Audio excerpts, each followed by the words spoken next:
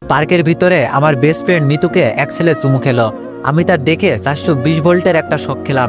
আমি পিছন থেকে গিয়ে মিতুর চুলের মুঠি ধরে ঠাস করে দুটো চর মেরে দিলাম।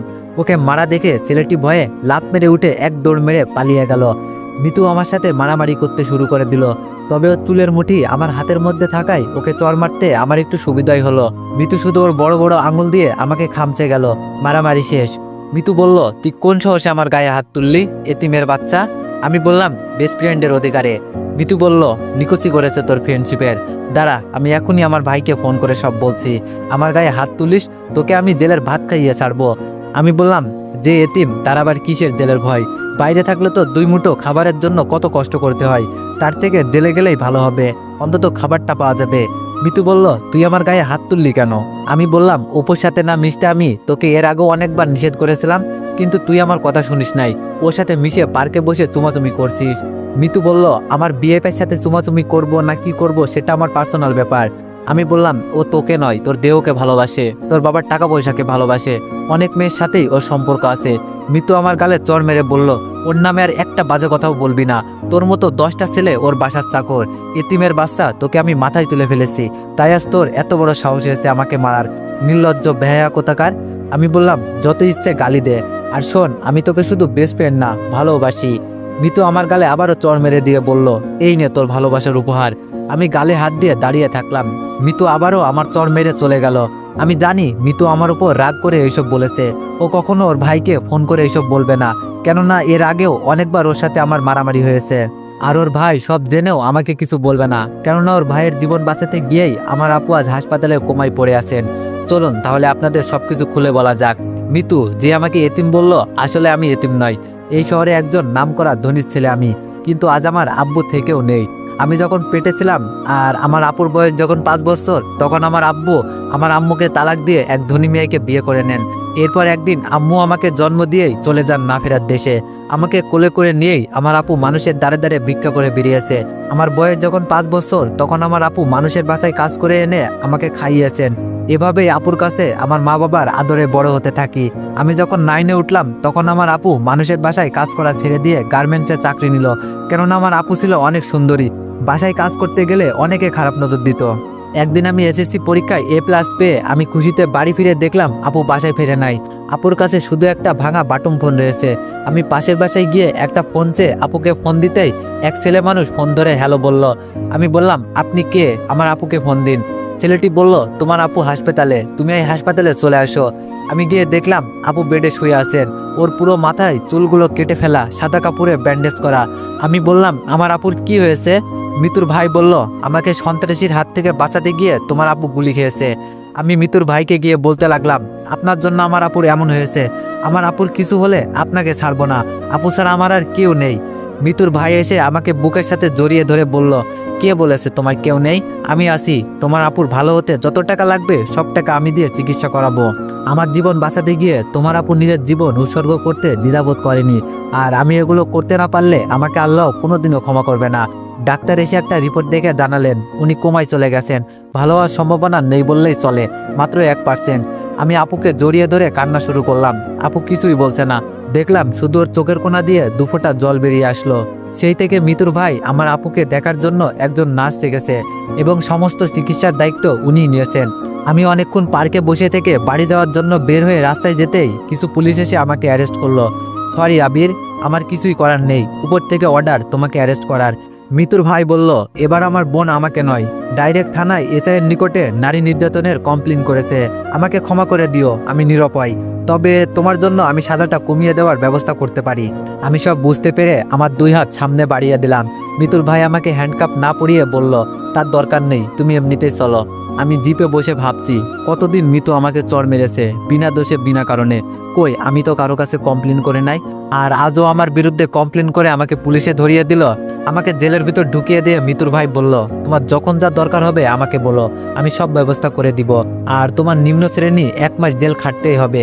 আমি কিছু না বলে মিতুর ভাইকে বললাম, আপনি শুধু আমার আপুকে দেখে রাখবেন প্লিজ, আর আমার তো সামনে এইচএসসি পরীক্ষা, জেলের ভিতরেই যদি আমার পড়াশোনার ব্যবস্থা করে দিতেন। মিতুর ভাই বলল, আচ্ছা সব করে দিব, বলেই মিতুর ভাই ওনার চেয়ারে গিয়ে বসলো। আমার জেলে থাকতে কোনো সমস্যা হলো না। প্রতিদিন ক্যালেন্ডারে তারিখ গুনতাম, কবে 1 মাস হবে, জেল থেকে বেরিয়ে আপুকে দেখব। এভাবে 1টি মাস পার হয়ে গেল। আমাকে জেল হতে মিতুর ভাই ছেড়ে দিয়ে বললেন, এই টাকাগুলো রাখো, এখানে 50,000 টাকা আছে। আমি টাকাগুলো নিতে না চাইলেও জোর করেই আমাকে দিয়ে দিল। আর কতদিন মানুষের লাতিগুতো খেয়ে বেঁচে থাকবে, এবার জীবনে কিছু করো। আমি বললাম, অবশ্যই কিছু করব, তবে আমার পরীক্ষাটা আগে হয়ে যাক। বের হয়ে আসছি আর ভাবছি, টাকাগুলো যদিও ব্যবসা করার জন্য সামান্য, তবুও আমার মতো এতিমের কাছে এই টাকাগুলো অনেক। এই টাকাগুলো দিয়ে আমি আমার ভাগ্যটা লিখব। আপু সুস্থ হলে ভালো একটা ঘরে ওর বিয়ে দিব, আর আমার বেইমান বাবাকে সব বুঝিয়ে দিব। কিছুদিন পর আমার এইচএসসি পরীক্ষা শুরু হয়ে গেল। আমার আর মিতুর সিট পাশাপাশি পড়েছে। আমি চুপ করে মাথা নিচু করে বসে রইলাম। আমার ক্লাসের কয়েকজন বন্ধু এসে বলল, তুই টেস্ট পরীক্ষায় কলেজে সব থেকে ভালো রেজাল্ট করলি, এরপর কোথায় হারিয়ে গিয়েছিলি? জানিস আমরা সহ কলেজের সব স্যাররা তোকে কত খুঁজেছি। সব স্যারেরা ধরে আছেন তুই কলেজের মুখটা উজ্জ্বল করবি, আর তুই কিনা এতদিন পর পরীক্ষা হলে এসে হাজির হয়েছিস। কি হলো, কিছু বলছিস না যে? আমি বললাম, আমি এতদিন জেলে ছিলাম, 5 দিন হলো ছাড়া পেয়েছি। আমার কথা শুনে সবাই যেন আকাশ থেকে পড়লো। এতদিন জেলে ছিলি মানে? এসব কি বলছিস, মজা নিচ্ছিস নাকি? আমি বললাম, না সত্যি বলছি, আমি এতদিন জেলে ছিলাম। কিন্তু জেলে কেন, কিসের জন্য, আমার ভাগ্যের লিখন, একদিন তোদেরকে সব বলবো। স্যার খাতা হাতে রুমে প্রবেশ করলেন, যে যার জায়গায় গিয়ে বসলো। আমি যেদিকে তাকাই সবাই দেখি আমাকে কেমন চোখে যেন তাকিয়ে আছে। ওরা হয়তো ভাবছে জেল খেটেছি, নিশ্চয়ই বড় ধরনের অপরাধী ছেলেটি। কিন্তু কেউ তো আর জানে না আমার বেস্ট ফ্রেন্ডকে খারাপ কারো কাছ থেকে বাঁচাতে গিয়ে রাগের বসে 2টা চড় মারার ফলেই জেল কেটেছে আমি। আর খাতা ও প্রশ্নপত্র দিলেন। পরীক্ষায় প্রশ্নপত্র পাওয়ার আগে যতটা দুশ্চিন্তায় ছিলাম, প্রশ্নপত্র পেয়ে তা দূর হয়ে গেল।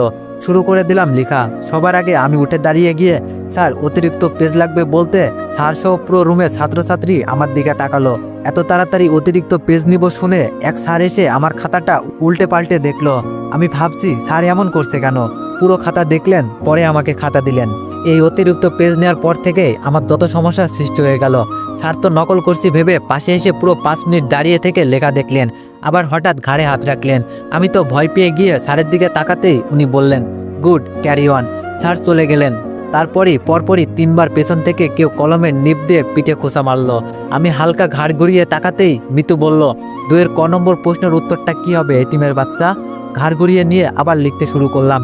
একটু পর ও আবার আমাকে খোঁচা মারল, 5-এর ক্ষয়ের উত্তরটা কি হবে বলা যাবে এতিমের বাচ্চা? এভাবে প্রায় প্রতিটা পরীক্ষায় মিতু আমাকে ডিস্টার্ব করত। আমি শুধু একটা কথাই ও উত্তর দিতাম, এতিমের বাচ্চা। শেষ পরীক্ষার দিনে সব বন্ধুরা এসে বলল, চল সবাই আজকে পরীক্ষা শেষে ঘুরতে যাব। আমি কিভাবে ওদেরকে বলবো আমার কাছে ঘুরতে যাওয়ার মতো টাকা নেই? মিতুর ভাই আমাকে যেই টাকা দিয়েছে তা আমার ভাগ্য লিখতে, বন্ধু বান্ধবের সাথে ঘুরে আড্ডা মস্তি করতে নয়। ওরা কথাগুলো বলে যে যার জায়গায় গিয়ে বসলো। আমি পকেটে হাত দিয়ে দেখলাম মাত্র 20 টাকা রয়েছে। 20 টাকা গাড়ি ভাড়া দিয়ে 10 টাকা গাড়ি ভাড়া রাস্তা হেঁটে বাড়ি যাব বলে 20 টাকা নিয়ে এসেছিলাম। পরীক্ষা শেষে সবাই এসে ধরলো, চল তোকেও যেতে হবে। আমি বললাম, না আমার কাজ আছে, তোরা যা। ওরা সবাই চলে গেল। আমারও ইচ্ছা হচ্ছিল ওদের সাথে যাই, কিন্তু সেটা তো আর আমার ভাগ্যে নেই। মন খারাপ করে বাসায় গেলাম। হঠাৎ বালিশের নিচে আপুর ভাঙা বাটন ফোনটি ধরতেই আমার মন খারাপ মুহূর্তের মধ্যেই ভালো হয়ে গেল। মনে হচ্ছে আজ আমি পৃথিবীর সবচাইতে খুশি। মিতুর ভাই মাসুদ বলল, হ্যালো আবির, তুমি কোথায়? আমি বললাম, বাসায় ভাইয়া। মিতুর ভাই বলল, তাড়াতাড়ি হাসপাতালে চলে এসো, তোমার আপু কোমাই থেকে বের হয়ে এসেছেন। এইমাত্র হাসপাতালের নার্স ফোন করে জানালেন আমায়। আমি যাচ্ছি, তুমি চলে এসো। মাসুদ ভাইয়ার কথা শুনে আমার খুশিতেই চোখে পানি চলে আসলো। দৌড়ে গিয়ে দেখি মাসুদ ভাইয়া আপুর পাশে বসে আছেন। আমি গিয়ে আপুর দিকে চেয়ে থাকলাম। আপুর চোখ বেয়ে জল পড়ছে, সাথে আমারও। ডাক্তার এসে জানালেন, আপনার ভাগ্য অনেক ভালো, আপনার ভালো হওয়ার কোনো সম্ভাবনাই ছিল না, কিন্তু আল্লাহ পাকের দোয়ায় আর এই মানুষটার জন্য আজ আবার আপনি সুস্থ জীবনে ফিরে আসলেন। মাসুদ ভাই বলল, আচ্ছা আমি আসি তাহলে। আপু বলল, মাসুদ ভাইয়া চলে যাবে কি?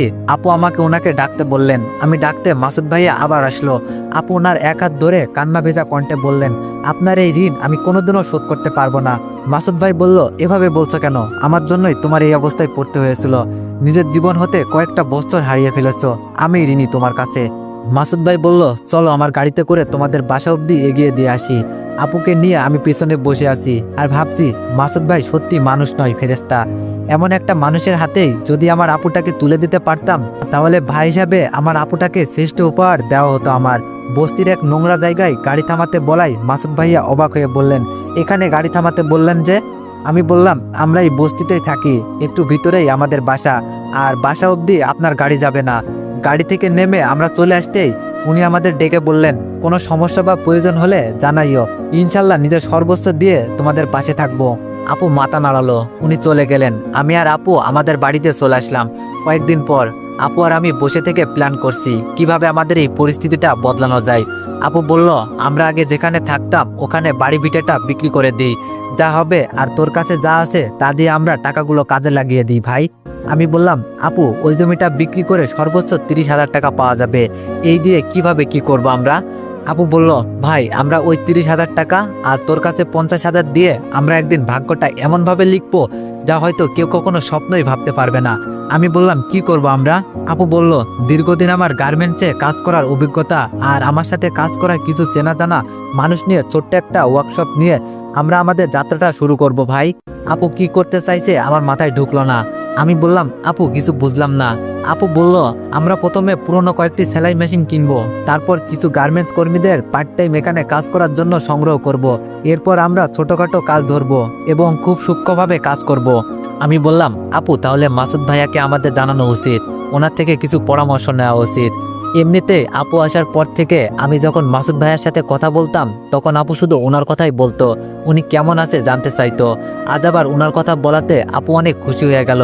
আপু বলল, আচ্ছা তুই ফোন করে ওনাকে বল আমরা গিয়ে এক জায়গায় বসি। আমি ফোন দিলাম মাসুদ ভাইয়াকে, উনি আমাদের এক রেস্টুরেন্টে যাওয়ার কথা বললেন। আপু দেখছি সেই সাজুগুজু করেছে।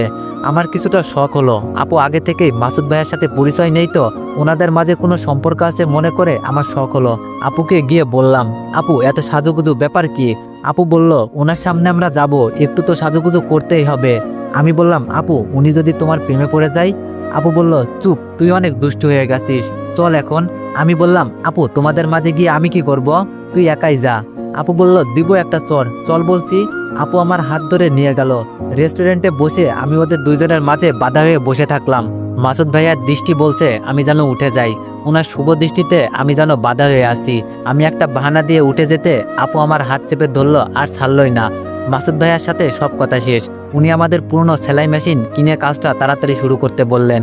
উনি হঠাৎ একটা কার্ড বের করে দিয়ে বললেন, মিতুর বিয়েতে তোমরা দুইজন অবশ্যই আসবা কিন্তু, এই নাও কার্ড। কার্ড খুলে দেখলাম মিতুর বিয়ে অপুর সাথে। আমি পুরোই শক খেয়ে গেলাম, এমন বাজে ছেলের সাথে মাসুদ ভাইয়া মিতুর বিয়ে কেন দিচ্ছে? আপু ছিল তাই মুখ ফুটে কিছু বলতে পারলাম না। বাসায় এসে কেমন যেন আমার মনটা ছটফট করছে। একসময় যখন এতিম বলে কেউ আমার সাথে মিশতো না তখন মিতুই আমার সাথে মিশেছে, বন্ধুত্বের হাতটা বাড়িয়ে দিয়েছে। আর আজ মিতু তার জীবনটা একটা মানুষরূপী অমানুষের হাতে তুলে দিতে বসেছে।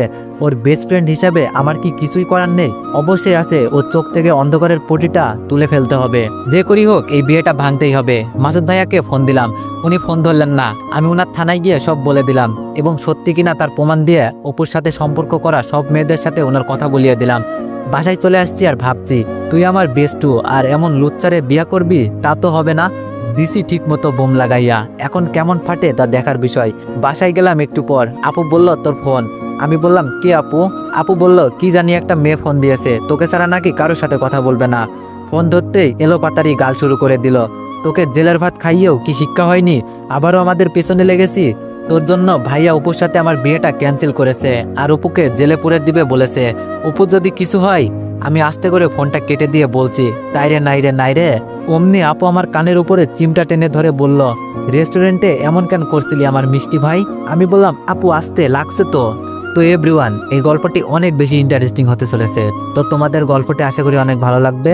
যদি গল্পটি ভালো লেগে থাকে তাহলে সবাই একটু বেশি বেশি কমেন্ট করে জানাইও। ধন্যবাদ।